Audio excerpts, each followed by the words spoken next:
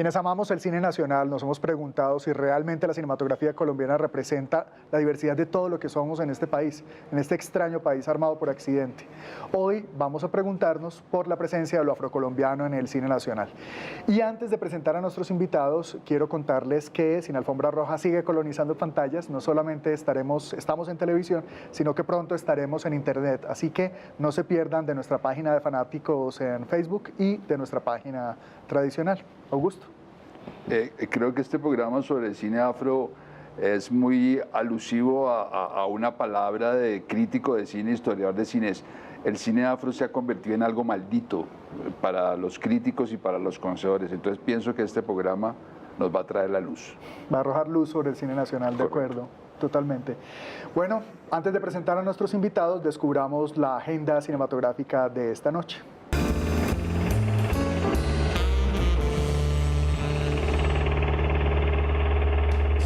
No se pierda este sábado 21 de noviembre, Cinemateca al Parque, en el Parque Nacional. Desde las 12:30 hasta las 9 de la noche, la Cinemateca Distrital de Bogotá presentará diversas actividades.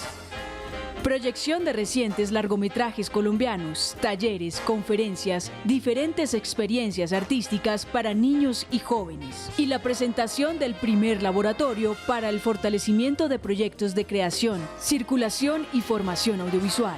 Cinemateca Lab, un espacio donde los participantes podrán acceder a asesorías personalizadas con expertos del sector audiovisual. Y en Cali, el sábado 21 de noviembre, en el espacio cultural Lugar a Dudas, vea la proyección del largometraje Yo Soy Otro del año 2008. La proyección hace parte de la retrospectiva de la obra del cineasta, realizador y docente caleño Óscar Campo, uno de los principales referentes en la formación de cineastas caleños que hacen parte de la cinematografía nacional y mundial. Mayor información en www.lugaradudas.org. Esto es Cine Alfombra Roja, un programa con el que descubrimos sin lentejuelas el cine colombiano. Estamos en los estudios de Canal Capital. Nuestro tema del día, queremos preguntarnos por la presencia de lo afrocolombiano en el cine nacional. Y para eso tenemos dos invitados. Uno hace cine, otro no, pero está muy vinculado con el estudio de la presencia afro en la cultura colombiana. Ángel Perea, muchas gracias por acompañarnos. Tú estudiaste teatro, hiciste teatro por mucho tiempo, eres musicólogo, has hecho un sinnúmero de conferencias y de publicaciones sobre este tema. Pues nada, gracias por estar por aquí. Muchísimas gracias. Y a Johnny Henry Sinestrosa lo conocemos los que amamos el cine colombiano por películas como Chocó, pero no solamente eso, él tiene una empresa productora que de verdad es muy ambiciosa, que tiene una gran cantidad de proyectos. Ustedes son además los responsables de una cinta como Anina, que es una coproducción con Uruguay, una animación que tiene poco que ver, digamos, con mucho de lo que se ve en el cine colombiano. Siempre están como explorando nuevos proyectos y eso es muy excitante, descubrir otras maneras de hacer cine. Gracias por estar con nosotros, Johnny. Gracias a ustedes por la invitación. Bueno, y como siempre queremos hacer un programa que sea también como un espacio de descubrimiento, de afinamiento de las miradas de los colombianos. Nos queremos preguntar inicialmente por la historia de lo afro en el cine colombiano. Ahí está un poco, digamos, el caso de los Acevedo, ¿verdad? Hay unos 20 minutos de los años 20 de los hermanos Acevedo, que es como los Acevedo en el Chocó. Eso es como una primera presencia. Arrancamos con una paradoja, ya que nombras a los Acevedo, porque Álvaro Acevedo, el último de los hijos de don Arturo, que fue quien nos acompañó hasta los mediados de los 80, entrados los 80, decía en sus recuerdos una gran paradoja, que una vez los llamaron y los contrataron en los años 30 de la sociedad cartagenera, algunos notables, para que hicieran un documental, un registro sobre Cartagena, elogiando las bellezas de Cartagena, y les pusieron una sola condición, que no salieran negros. Ahí se demuestra un poco esa falsa moral de nuestra dirigencia y el empeño por invisibilizar. Y no hay que irnos mucho más atrás. Nuestro clásico Bajo el cielo antioqueño, de pronto tiene en el cine de ficción la presencia de la primera persona de raza negra, un muchachito que es medio adoptado por el protagonista. Lo curioso y lo que llama la atención es que era un niño blanco al que teñían de negro, un poco a la manera que hizo Griffith cuando hace El nacimiento de una nación, es decir, un empeño por invisibilizar. Ya nos encontramos dando un salto vertiginoso en los 60 con un largometraje que se llamó Tierra Amarga, hecho en el Chocó, sobre el Chocó, un director cubano, Roberto Ochoa, sobre el encuentro entre una periodista estadounidense y un minero negro, contando un poco las vicisitudes y la amargura, y su banda sonora era el clásico Aunque mi amo me mate, a la mina no voy, de Esteban Cabezas. Lo curioso es que el crédito de la película dice, da los agradecimientos a la gobernación del Chocó, a la alcaldía de Quibdó, y al final dice, cualquier parecido con la realidad sería pura coincidencia, cuando es una película que supuestamente denuncia esa situación. Y de ahí hasta La Maleta, del cine afro. El guión de la película es de Manuel Zapata Olivella. El guión de Manuel Zapata Olivella. Pero hay un ingrediente para complementar lo que dice Ángel. Evaristo Márquez de alguna manera también fue un representante cuando trabaja con Gilo Pontecorvo en Cartagena haciendo La Quemada con Marlon Brando. Es también un punto también de como de apertura hacia lo afro en el cine colombiano y a nivel más internacional. Si cabe. Yo no sé muy bien si hacia la visibilización o hacia la utilización. Y bueno, y hay otro personaje o hay otra persona todavía viva, por supuesto, que exploró de distintas maneras las culturas afro, la música afro, que es Gloria Triana, ¿verdad? Sí, a través de una larga serie de documentales que enriquecieron las pantallas, no tanto las grandes, porque lamentablemente pues eso no llegaba a la gran pantalla, pero las televisiones colombianas. Creo que la primera aproximación con las culturas afro de quienes no son afros en Colombia pasó por estos documentales en televisión. Sí, claro, lo de Gloria es absolutamente importante. Y a partir de ella, digamos que el trabajo documental y audiovisual ha ido creciendo, es bastante importante, digamos que el interés sobre las culturas afro en general de los realizadores colombianos es prominente. Pero lo que, claro, en este caso conversamos o discutimos no es la existencia de ese cuerpo importantísimo de material documental sobre la cultura afro, sino la producción de los propios artistas o realizadores afro y su intervención en esa industria o en esa actividad. Lo que ha pasado un poco con el movimiento indígena en Colombia es que primero se tomaron la radio y después se tomaron las cámaras, y uno ahora podría decir hay más de 600 películas hechas por distintas comunidades indígenas de Colombia, pero esa no parece ser la situación de los pueblos afrocolombianos. En tu caso, Johnny, tú tienes, digamos, una larga experiencia en hacer cine y, digamos, no necesariamente un cine con una perspectiva de raza, pero tienes una película extraordinaria como Chocó. Cuéntanos un poco cómo llegaste tú a la realización cinematográfica en este país. Pues la verdad es que lo primero es que llegué por casualidad. No, nunca había soñado con dirigir una película o con hacer cine. Realmente lo que quería era hacer radio y trabajé en radio durante mucho tiempo.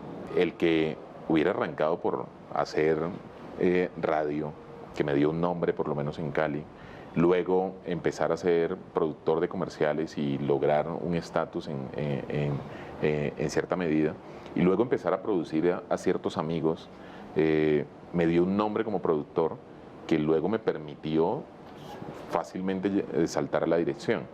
Que cuando yo digo saltar fácilmente no es que haya sido un salto fácil, porque toqué las mismas puertas de las cuales habíamos tocado cuando hicimos Perro come Perro, cuando hicimos otras películas, y esas mismas puertas se cerraron automáticamente, y la respuesta automática era que a nadie le interesaban unas películas de negro.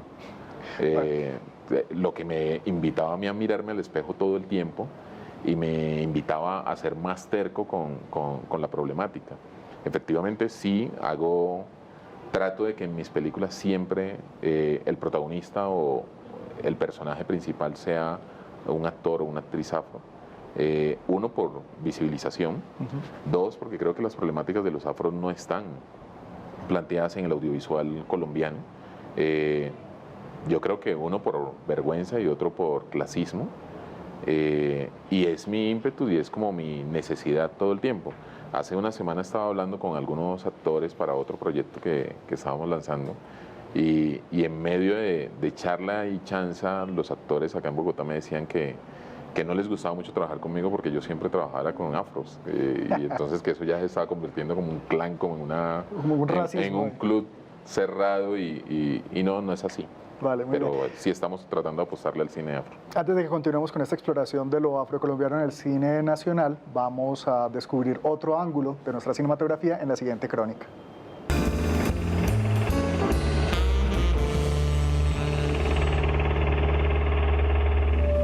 Hace 65 años, el asesinato de un hombre nos grabó una fecha en la memoria del desastre, 9 de abril de 1948. Cesó la horrible noche es una historia del país, es una historia no contada pero vivida.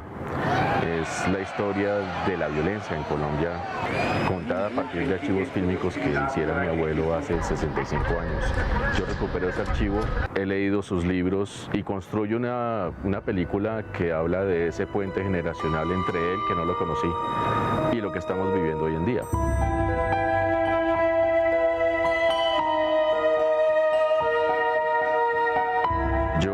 Efectivamente, pues no conocí desafortunadamente al abuelo Roberto Restrepo, pero supe que principalmente como médico también tenía otras inquietudes lingüísticas, era filólogo, escritor, periodista, pero era además un aficionado al cine.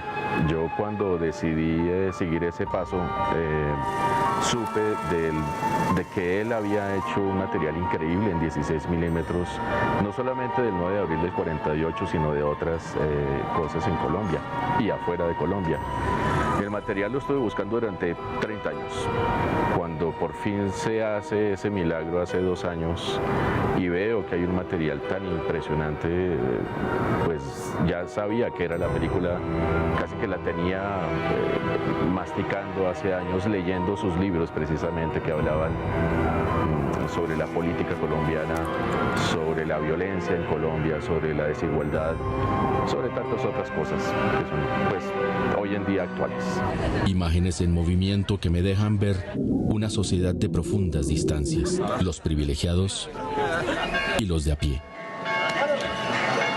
Eran 24 latas que no sabía cuál era el contenido. Empecé un proceso aleatorio de digitalización y al tercer le pegué al perro, como dicen, al tercer aleatorio. Eran las imágenes del 10, 11 y 12 de abril, que es lo que constituyen el núcleo de la película.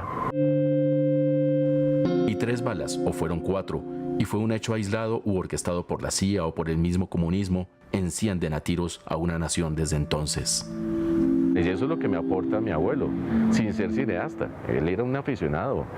Él con la mano derecha tenía la cámara y con la izquierda estaba cosiendo heridos. Ese nivel de narración, digamos, casi pictórica que logra él, es una escuela que yo no me imaginaba tener. No ha cesado la horrible noche desde la época del 48, donde fueron filmadas estas imágenes por el abuelo Roberto. ¿Cuánto más tendremos que vivir preguntándonos eso? ¿Cuándo cesará la horrible noche? Enrico Mandirola fue el que hizo el montaje a partir, digamos, de un guión en que yo le entregué la recuperación del material digital, obra de él con su socio Henry Caicedo en Kinolab, que hicieron una obra maravillosa, cuadro a cuadro. El sonido me parece excelente, que es una reconstrucción que hace José Jairo Flores, porque obviamente estamos hablando de material insonoro. La reconstrucción sonora es fundamental, igual que la música que la hace Aaron Moreno. Por motivo de la irreparable desaparición del más ilustre hombre de Colombia, doctor Fortaleza Gaitán. Estas películas, Cesó la horrible noche, Un asunto de tierras que acaba de estrenar en Cine Colombia, Don K, que ya también salió de salas, hablan de ese proceso de reflexión general, para dónde vamos, y que las películas sirvan para eso, para preguntarnos para dónde vamos.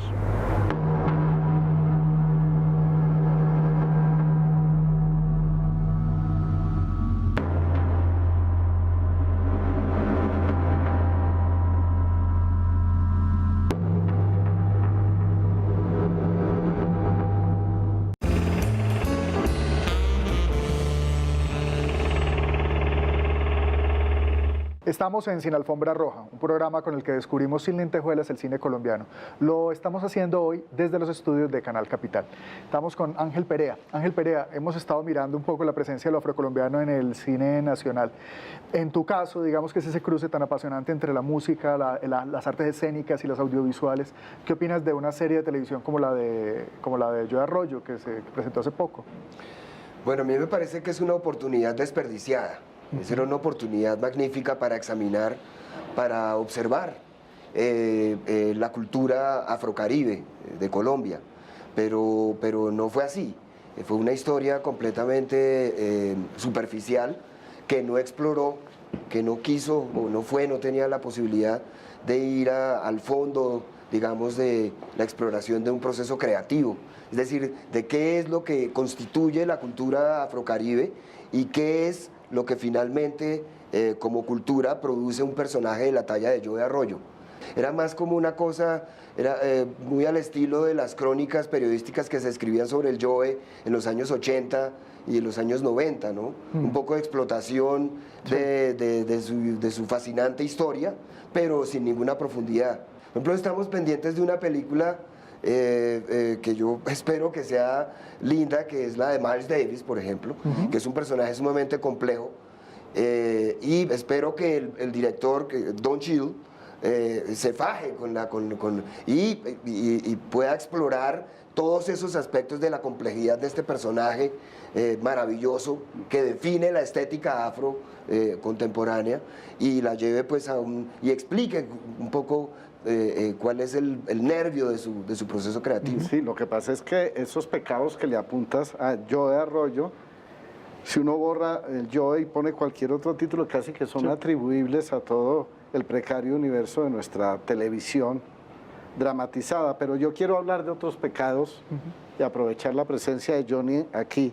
Después de esa prehistoria que hicimos en nuestras épocas recientes, en nuestra dinámica, que de todos modos es mucha del cine nacional de los últimos años, dos películas se han acercado a lo afro, digámoslo así, pero desde una mirada blanca. Estoy pensando, por ejemplo, mestiza, en El vuelco del cangrejo, en el caso de Oscar Ruiz de Papeto, en La Barra, en la costa Pacífico, y Bogotá DC, de Botero, en Bogotá, en esa especie de gueto. ¿Cómo miras tú esa mirada, esas miradas, esas perspectivas que se dieron desde el punto de vista de lo afro? Me pones como me pones en una camisa de 11 balas. No tienes que hablar mal de los colegas, no pasa nada. No te estreses. No, yo creo que se hizo un trabajo sincero en medio de todo. Puedo no estar de acuerdo en determinados puntos de vista o en determinadas cosas, pero creo que se hizo un trabajo sincero. Cuando Oscar arranca con el proceso del vuelco del cangrejo, yo era uno de los productores que estaba encaminado. Luego nos separamos por pues 1000 diferencias y puntos de vista, pero creo que la mirada que tenía Oscar sobre La Barra, más que simplemente mirar a La Barra, era contar una anécdota que él mismo vivió en este pueblo y dar como su punto de vista de lo que ocurría allí y cómo de alguna otra forma la guerra por la tierra se seguía dando, pero ahora desde una perspectiva más sutil, a partir de unos parlantes y a partir de un sinnúmero de vicisitudes y una economía disfrazada de narcotráfico que se daba allí. Entonces me pareció que es una buena película, es una película bonita y creo que es una anécdota y que desde esa perspectiva estaba bien planteada, porque si bien vemos El vuelco del cangrejo, hay un personaje que básicamente es casi que la mirada del director. Es un personaje que está allí, que simplemente es testigo de lo que ocurre allí, no incide mucho, pero simplemente es testigo, está allí. Y desde esa perspectiva la veía bien. Creo que por eso digo que es sincera. Las otras o los otros ejercicios han sido un poco más de ese ejercicio de ir, ver y casi que documentar el espacio, el lugar. Y no digo que no sea sincero, pero creo que falta más estudio y más adentrarse y conocer el problema desde adentro para poder hablar de él. ¿Y tú, Ángel, qué opinas de La Playa DC, esta película que se hizo sobre afrocolombianos en Bogotá? A mí me pareció también muy interesante. Hubo cosas que me gustaron mucho, como por ejemplo el punto de vista, esta cámara que perseguía al personaje todo el tiempo, ¿no? Desde atrás, me parecía una cosa muy interesante.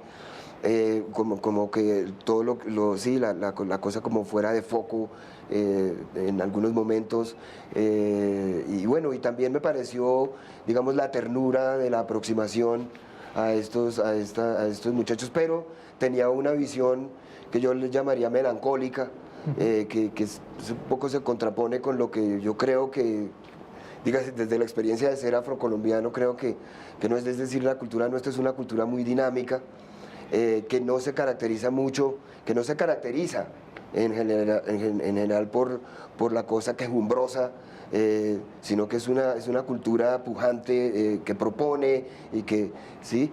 Y eso, digamos, se trasluce o se traduce en mucho del silencio de la cultura afro frente a la cultura general, ¿no?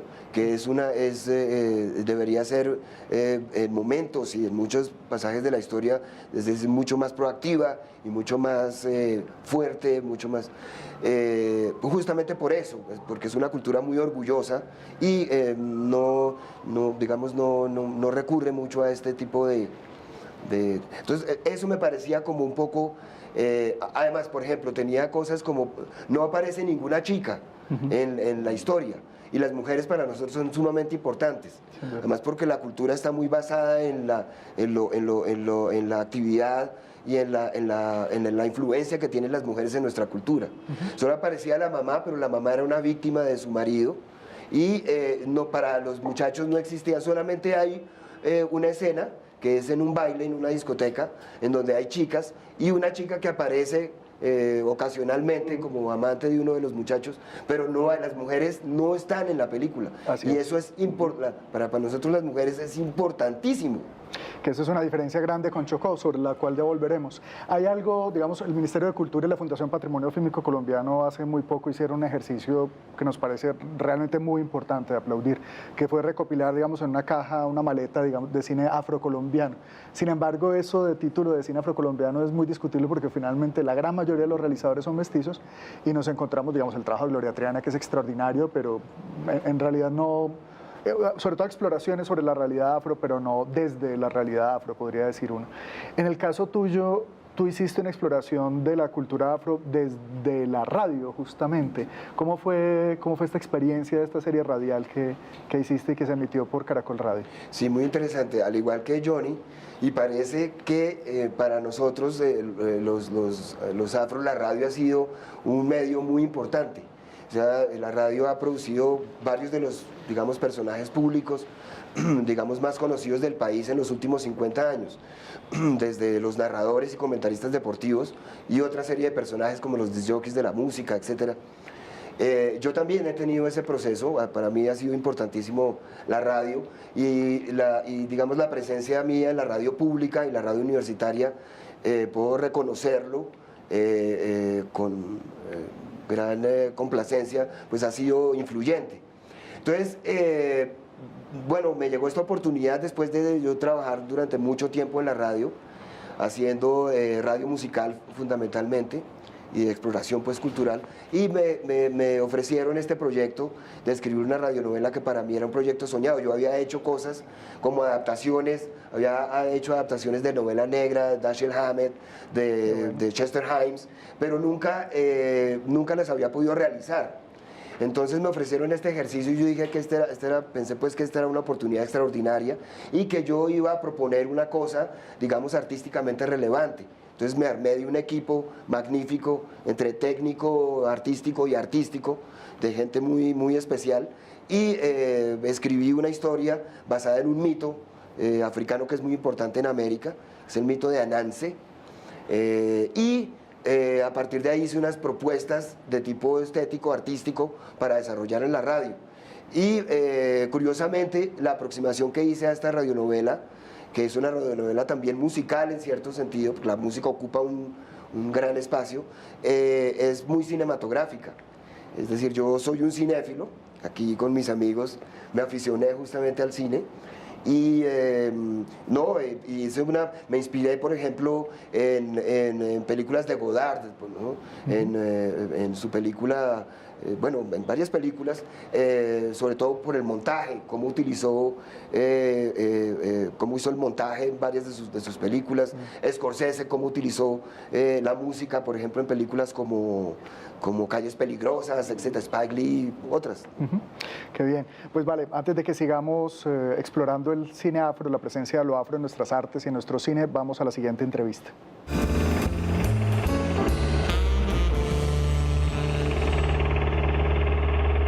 ¿Usted es mi abuelo? Sí. Soy Manuel. La Tierra y la Sombra es la historia de Alfonso, que es un hombre que vuelve a su hogar después de muchos años de haberlo abandonado. Y cuando vuelve, pues lo que se encuentra es que nada de lo que está allí era como lo que él había dejado, y encuentra pues un campo que está arrasado por el monocultivo de la caña de azúcar y una familia que está allí encerrada, digamos, encerrada física y espiritualmente, como anclada en este lugar. Y es una peli, digamos, que habla sobre todo, creo, para mí, sobre la reconciliación, sobre el perdón, sobre la necesidad, digamos, de pasar la página. Yo les dije a ustedes que el pago era mañana. El pago es mañana. ¿Mañana en cuánto? Seguro, mi madre, que el pago es mañana. Nosotras no podemos parar. Necesitamos la plata. En general, como que las pelis que hacemos, lo más importante es que sean películas honestas, ¿no? Como que a mí no me interesa un cine impostado, artificial, pretencioso. Y creo que esta es una peli que sobre todo es muy honesta, tiene que ver mucho con como con una vivencia personal muy fuerte del director y que viene también como de la muerte de su mundo un poco, y de cómo esa muerte de ese mundo pues lo llevó a reencajarse con el resto de su familia, y como eso lo llevó a la reconciliación y a encontrar un nuevo camino.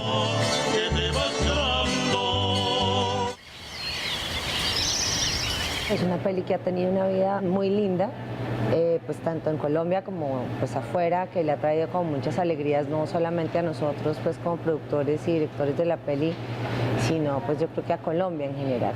Jamás nos imaginamos que nos íbamos a ganar la Cámara de Oro, ni hay ninguna como estrategia específica para lograr esa clase de cosas. Creo que la estrategia más contundente es: haz una buena película, haz una película honesta, y ya de ahí para adelante que sea lo que Dios quiera. Entonces, cuando pasamos la película el primer día, como que ya viendo la reacción de la gente, yo sí dije como, bueno, puede pasar algo, pero nunca nos imaginamos la Cámara de Oro. Al otro día de La Tierra y la Sombra había columna y media en Variety, y yo dije como, oh, Margot, esto no es tan normal. O sea, la película está moviendo unas fibras que no son como las habituales. Y creo que lo más chévere es eso, que la Academia Colombiana nos haya nominado a nosotros, porque para nosotros sí es importante como que haya una conciencia desde lo local de la importancia y la relevancia de esta clase de obras. De cara a los Goya es una película que tiene muchas posibilidades, que ha sido muy bien recibida en Europa en general.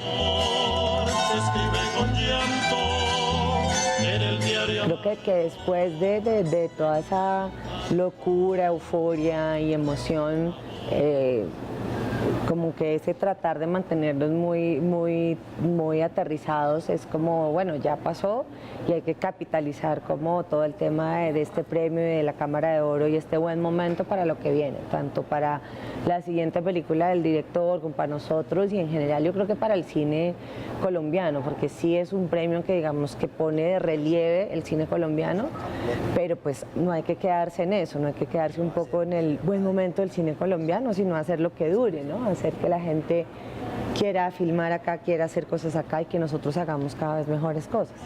Rosas de esperanza en el alma mía. Amor, que llegaste riendo.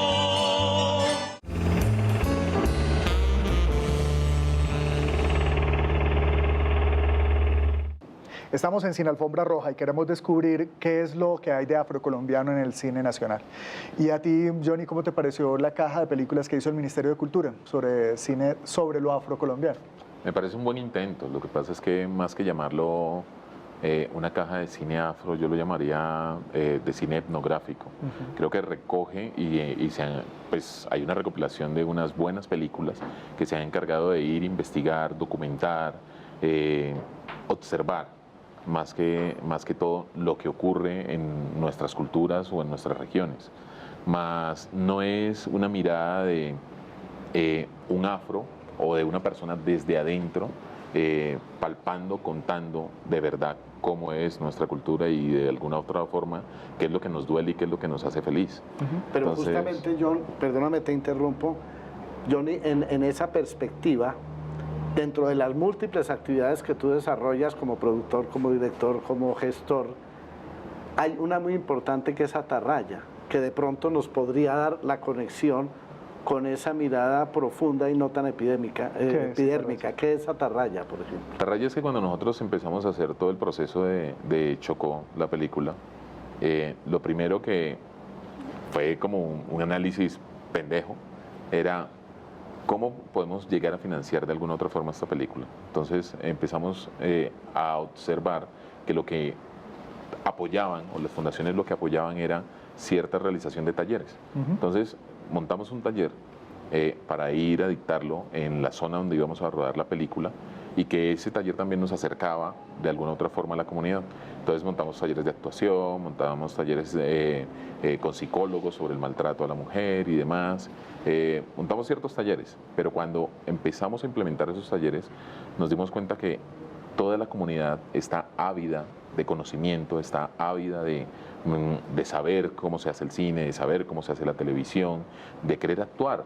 Y tienen un talento innato porque casi todos los afros bailan, ríen, es decir, el cuerpo está apto para eso. Entonces, desde allí nos dimos la tarea de que tendríamos que hacer un taller en cada una de las películas y como casi todas las películas tenían temática afro, pues lo íbamos a realizar así.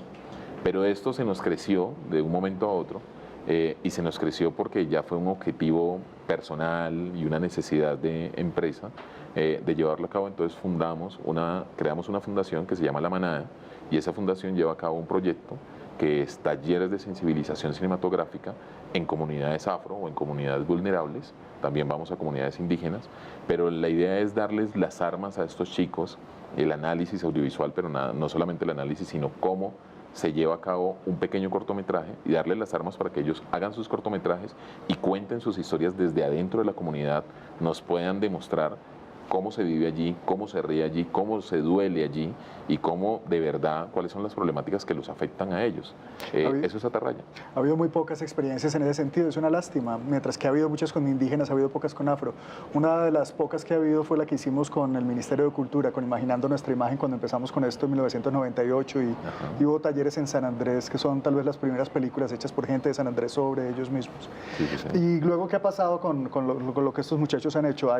Nosotros hace poco vimos una película estupenda que se llama Las Últimas Vacaciones, ¿la viste? Que es en Buenaventura, claro. Sobre estos chicos que están a punto de salir del colegio y por eso lo que viene es, después de sus últimas vacaciones, el desempleo. Entonces, con mucho sentido del humor. Pero esto también es, digamos, un caso excepcional o hay realmente una producción naciente en los lugares donde se ha hecho taller. Pues lo que queremos hacer es sembrar la semilla. Obviamente, como todos los procesos, no se van a dar automáticamente, no van a ser rápidos. Ahorita, por ejemplo, estamos Atarrayas, saca un proyecto que se llama 7 territorios. Y es que vamos a ir a 7 territorios, vamos a dictar los talleres y de esos 7 territorios se van a escoger a 7 chicos.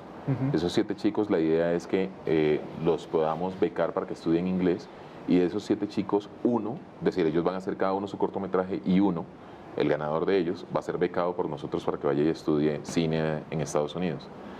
¿Con qué objetivo? Con que ese venga y siembre más semillas. La idea es que nosotros podamos contar nuestras propias historias y que nosotros de verdad contemos la historia afro desde que llegamos de África hasta el día de hoy, porque creo que nadie ha contado nuestra historia y solamente nosotros podríamos tener una perspectiva doliente, digámoslo así.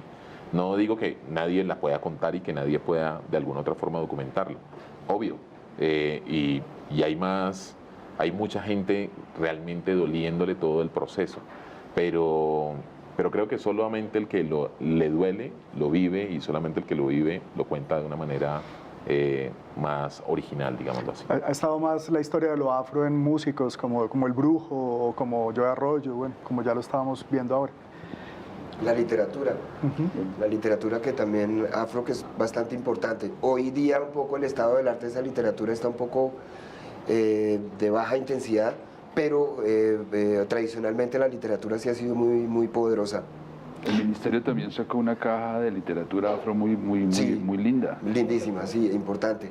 La Biblioteca de Literatura Afrocolombiana. Y tú también hiciste una muestra en Quibdó maravillosa en compañía del Festival de Santa Fe de Antioquia con Víctor Gaviria en el 2008. Sí. Sobre cine afro. Cine afro. Pero sí. ¿Era afrocolombiano? No, yo hice una muestra... sobre el cine, es decir, la titulé el Black Cinema según Spike Lee. Spike Lee Joint. Sí, exactamente. Exactamente. Sí, los joints de Spike. Y puse varias películas.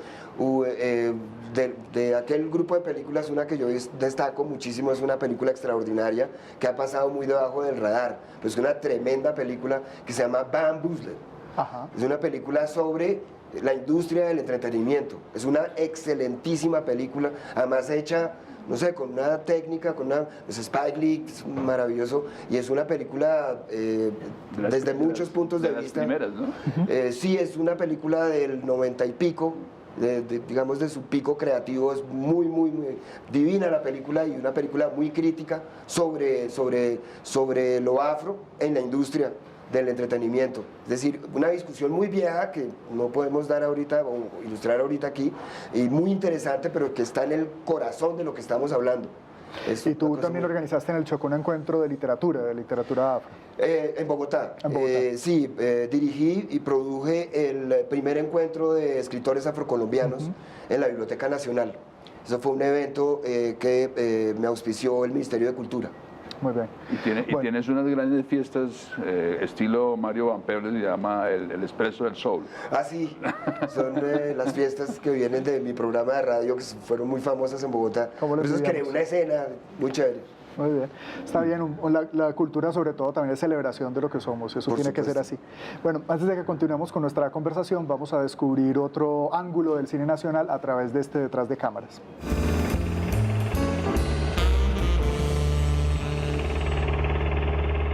Bogotá, se acaba de producir un atentado en las inmediaciones de la emisora Radionet. Júrame que no te vas a arrepentir. Sabogal comienza como una serie de animación de 13 capítulos de 24 minutos, producida por 3 Dados Animation Studio para Canal Capital con la financiación de la Autoridad Nacional de Televisión. Él está dispuesto a contarlo todo. El asesinato de los sociólogos, la masacre de Mapiripán. Es una apuesta fuerte y decidida por un formato nuevo, porque mezcla diferentes técnicas de animación, porque es ficción y realidad en una sola narración, y porque es sobre la historia de 10 años de Colombia y de un defensor de derechos humanos que se enfrenta a unos casos que tiene que investigar y que como abogado van a retar sus habilidades, conocimientos. Fernando Sabogal, mire que si sigue dando lora nos va a tocar quebrarlo. Vino mucha investigación y desarrollo técnico para poder hacer eso. Y la serie la construimos entre 150 personas, entre animadores, artistas, músicos, todas las personas que estuvieron vinculadas a la construcción de Sabogal. Alejándonos en todo caso de la verdad que tanto necesita este país. Consejo de amigo, no descuide a su mujer por culpa del trabajo. Tomamos esta serie y la convertimos, la resumimos, la adaptamos en un largometraje de 106 minutos de animación. Y vida depende de lo que ustedes hagan con este papel.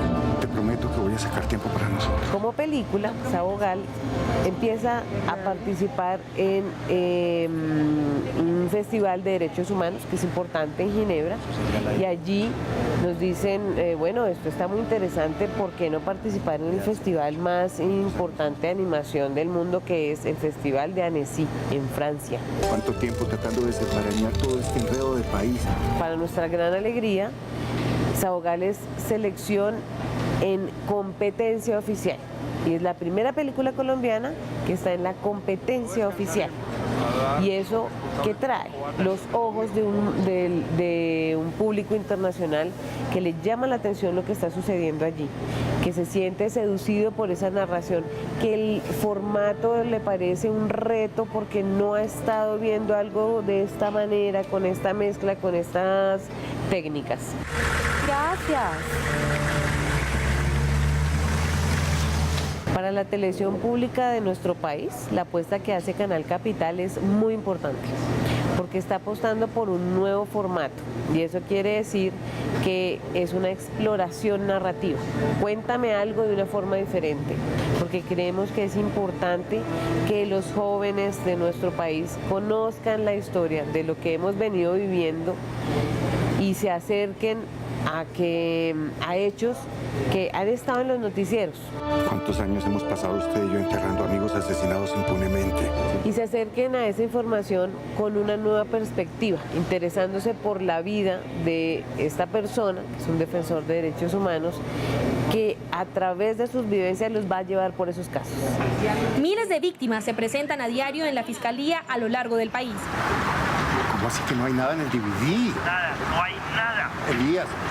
Ahora lo que esperamos es que tenga una buena recepción como película, para verla en un formato distinto, para que los que no han visto la serie y quieran ver este contenido de Canal Capital de otra manera se acerquen a las salas en el festival y lo puedan conocer, y para que sepan que la segunda temporada viene y que a final de este año estará al aire en el canal. Los defensores de derechos humanos aseguraron que el presidente es responsable por lo que les pueda ocurrir de ahora en adelante.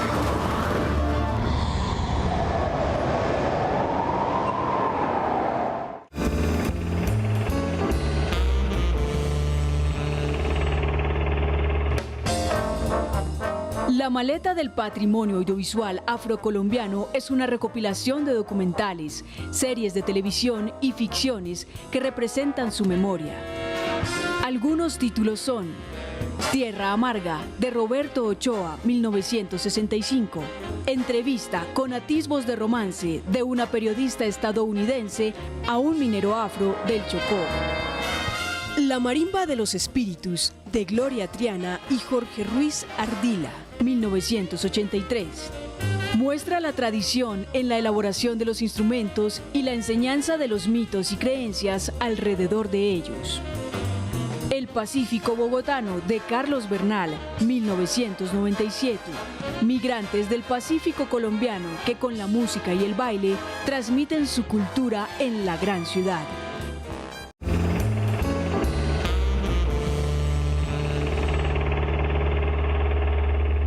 Estamos en Sin Alfombra Roja, un programa con el que descubrimos sin lentejuelas el cine colombiano y que hacemos en los estudios de Canal Capital. Hoy exploramos lo afrocolombiano en el cine nacional. Diego, ¿se nos está quedando en tintero tantas cosas que decir?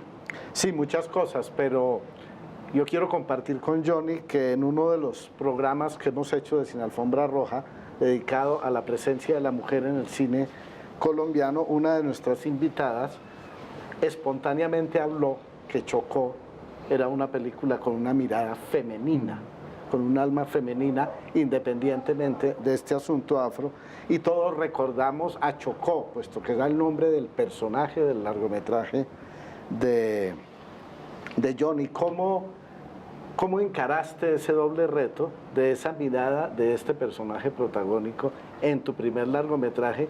Y de paso, despídenos diciendo qué es Saudó. Pues, difícil las preguntas de Diego, ¿no? Sí. No, fue fácil encararlo. Uno, porque una de las cosas fuertes en la cultura afro es cómo pasa ese conocimiento de generación en generación. Y el conocimiento mío llegó por parte de mi abuela, de mi madre, de mis tías, casi siempre estaba rodeado de muchas mujeres. Entonces el sentir de lo femenino viene por allí. Igual tuvimos a una actriz grandilocuente, Karen, que se roba la pantalla fácilmente. Y a pesar de que hicimos un trabajo muy fuerte en cómo íbamos a llevar y cómo íbamos a construir ese personaje, creo que las vivencias de ella en lo personal, de su niñez, le permitieron llegar fácilmente también a este personaje y poderlo contar de una manera genuina.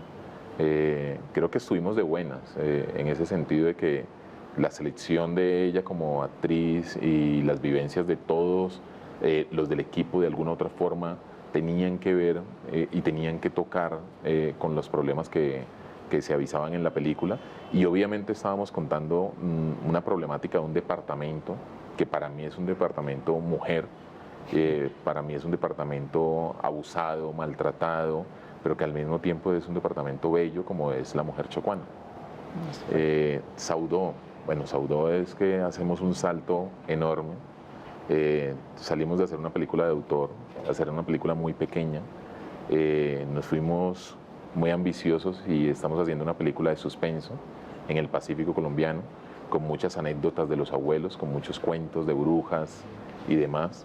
Es una película que nos ha desgastado bastante en el término de que tiene efectos visuales, tiene un montón de parafernalia que no utilizamos en Chocó, y eso ha hecho la película un poco más dispendiosa, pero muy contentos con los resultados. Creemos que la terminamos en octubre ya finalmente. La van a ver en cartelera el próximo año, más o menos a mediados de marzo, y estamos moviéndola. Posiblemente tenemos noticias de festivales más o menos en octubre, noviembre, y creo que van a ser muy buenas noticias. Qué bueno, pues mira, si además estrenaste Chocó en Berlín, ¿qué puede decir uno? Sí, nos te está yendo muy bien. O sea que tenemos cine afrocolombiano para rato, qué maravilla. Dios quiera. Y entrando en el terreno de las conclusiones, Ángel. Concluir que no necesitamos, por ejemplo, esta labor que está haciendo Johnny con los muchachos y muchachas en los territorios es sumamente importante, porque es que ese ha sido una de los talones de Aquiles nuestros en el centro, porque pues el cine es una industria, es un arte carísimo, y entonces no hemos tenido la oportunidad de entrar a esos terrenos por todas las limitaciones, digamos, económicas que esto implica, y los artistas nuestros no se han podido preparar, digamos, en números importantes para entrar en ese arte con propiedad. Digamos que, por ejemplo, Johnny es de una manera magnífica pues el primer director y productor afro, digamos, en la historia de los 100 y pico de años del cine colombiano. O sea, es una cosa extraordinaria. Por ejemplo, Manuel Zapata escribió Tierra Amarga, pero no pasó nunca nada más, ¿no? La presencia de Johnny es sumamente importante, inspiradora para muchos jóvenes. Hay procesos en distintas partes del país, en el Chocó, en Cali, en otras partes del Pacífico, en el Caribe también hay otros procesos, y se está moviendo. Y desde la parte nuestra estamos también siempre impulsando, intentando documentar, influir, instruir, formar, informar, desde lo que nos toca, en lo personal, pues como escritor y como crítico cultural, siempre tratando de llevar información, formando gente, he colaborado en procesos de cineclubismo, etc. Y sobre todo dar a conocer lo que es el cine afro, ¿no? Ya propiamente dicho, en conexión con el cine en general. Es decir, que eso es un concepto, ¿sí? Así es, son diálogos que empiezan en nuestra nación, pero que además están en conexión con el mundo entero. Exactamente. Se nos está terminando el tiempo, ya vamos a acabar con nuestro programa de hoy. Es una lástima. Yo creo, por lo menos de mi parte, quisiera decir que Colombia es un país multiétnico y pluricultural, y eso no porque lo diga la Constitución de 1991, es porque es así. Es un país donde se hablan decenas de idiomas y estamos reunidos aquí por un accidente histórico, así que todos esperamos que nuestro cine, sea para la televisión, nuestro cine para la gran pantalla, incluso para nuestros celulares, que nuestro cine represente esta diversidad. Muchas gracias a Ángel, muchas gracias a Johnny por estarnos acompañando en el programa de hoy, y no se olviden, seguimos Sin Alfombra Roja todos los jueves a las 8 de la noche. Chao.